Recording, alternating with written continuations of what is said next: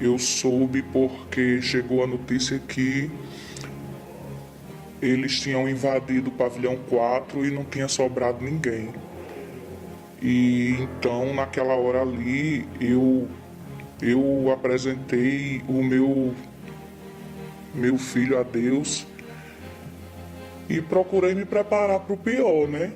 Há 2 anos acontecia, no maior presídio do Rio Grande do Norte, o episódio mais sangrento do sistema carcerário do estado, conhecido como o Massacre de Alcaçuz.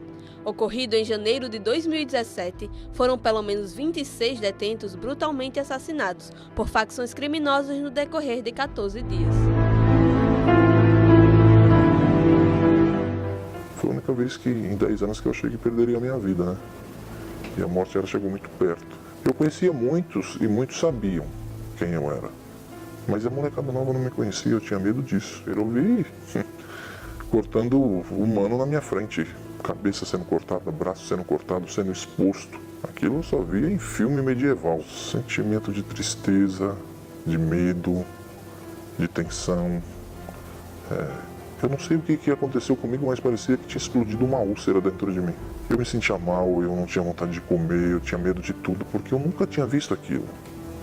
Uma coisa é você assistir, outra coisa é você presenciar. Depois da rebelião, ficaram os escombros dos pavilhões e mudou a forma de tratamento dos presos, numa tentativa de manter o controle e a disciplina.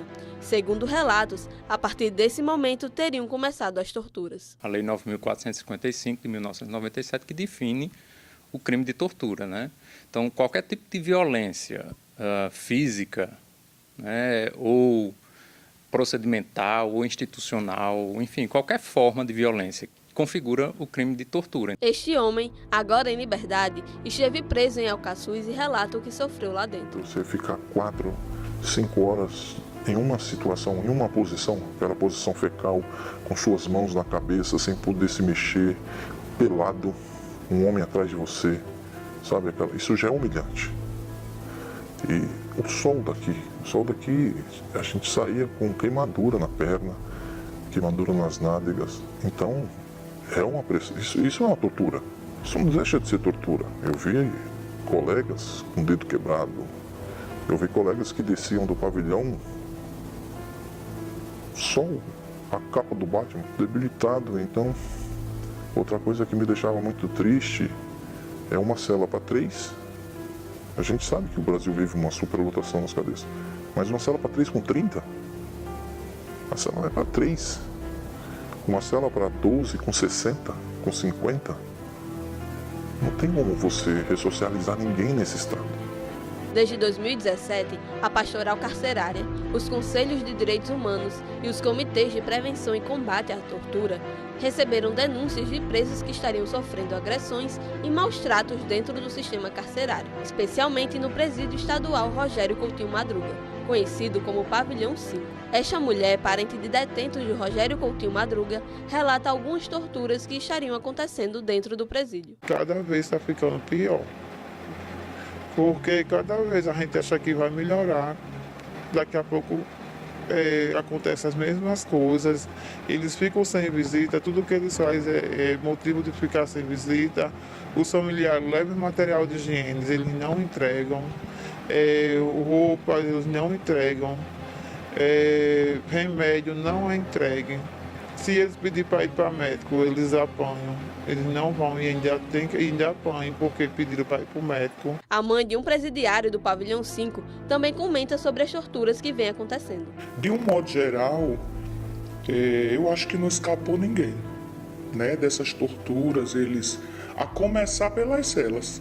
De toda sorte de doença, de enfermidade, eles foram expostos a ainda mais situações difíceis, porque aí eles começaram a bater nos dedos deles, quebravam seus dedos, batiam na cabeça,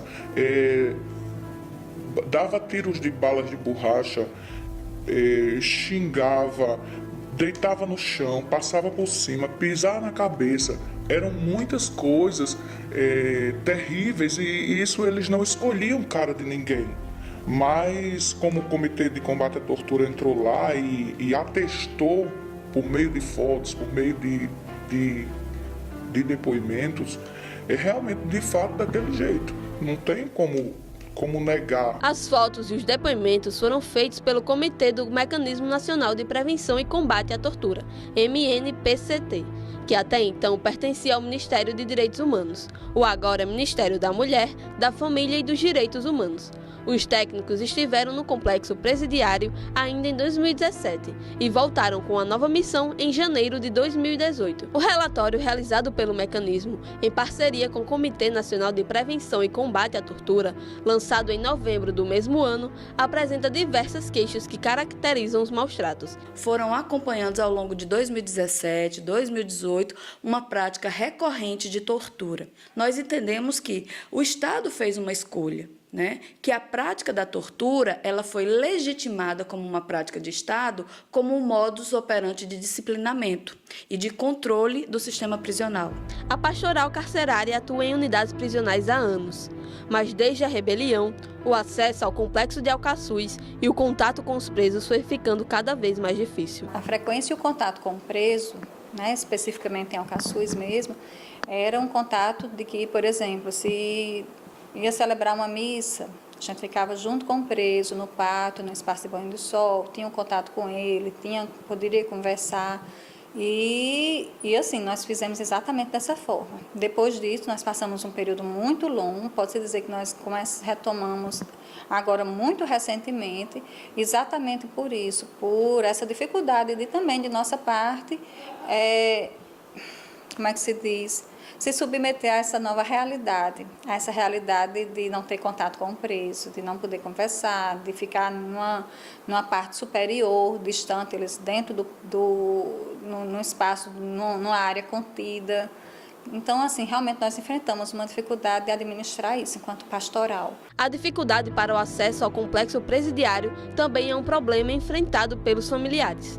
Expostos a maus-tratos e revistas vexatórias, eles reclamam da falta de diálogo e clareza em relação aos dias de visita. Quando a gente vai visitar eles, além da questão da comida, deles nos dizerem o que devemos levar para comer com eles, eles também nos dizem que nós temos que ir de chinela havaiana branca, com uma blusa azul royal, com uma leg colorida, com a calcinha branca e com o top branco. Fora disso, quando nós chegamos lá, nós esperamos do lado de fora do presídio até que, por volta das 9 horas, 8 e tanto, os agentes vêm abrir. Nós passamos desse portão para um outro pátio. Depois desse outro pátio, nós ficamos aguardando eles chamarem de 5 em 5 pessoas de cada cela. Passada essa parte desse pátio, nós vamos para uma outra fase, que é uma fase de cadastro. Você chega lá, dá o seu documento, eles veem qual o preso que você vai visitar, olha se seu documento é legal, olha se realmente está tudo certo, correto. Aí nisso a gente já vai para uma outra sala, que é a sala de revista. Quando a gente chega lá, tem várias agentes. Aí mandam a gente abrir a boca, abrir o nariz, olha os ouvidos, levanta a língua, tira toda a nossa roupa, revista o nosso chinelo, nos manda agachar num espelho, nos manda abrir as nossas partes íntimas, tanto a da frente quanto a de trás, uma vez, 2 vezes, 3 vezes. E aí só então eles nos liberam para pegar a comida que a gente deixou lá e ir para um outro lugar, passar de novo num detector de metais para poder abrir as portas e a gente entrar para ver os nossos familiares. Essa advogada, que não quer ser identificada, acompanha de perto as denúncias feitas a respeito do pavilhão 5. Já foram feitas N denúncias para o Ministério Público, para a Corregedoria, para a Defensoria Pública. Agora, recentemente, demos entrada no plantão judiciário, pois ficamos sabendo que um interno foi bruscamente agredido por não querer cantar o hino nacional, para que a Sejuc coloque no seu Instagram, no seu Facebook, o presídio modelo, o presídio que os internos cantem o hino nacional perfeitamente. A Pastoral Carcerária e o Comitê Nacional de Combate à Tortura também entregaram documentos formais ao Ministério Público do Estado, com relatos e indícios das torturas que vinham acontecendo, mas ambos os documentos foram arquivados.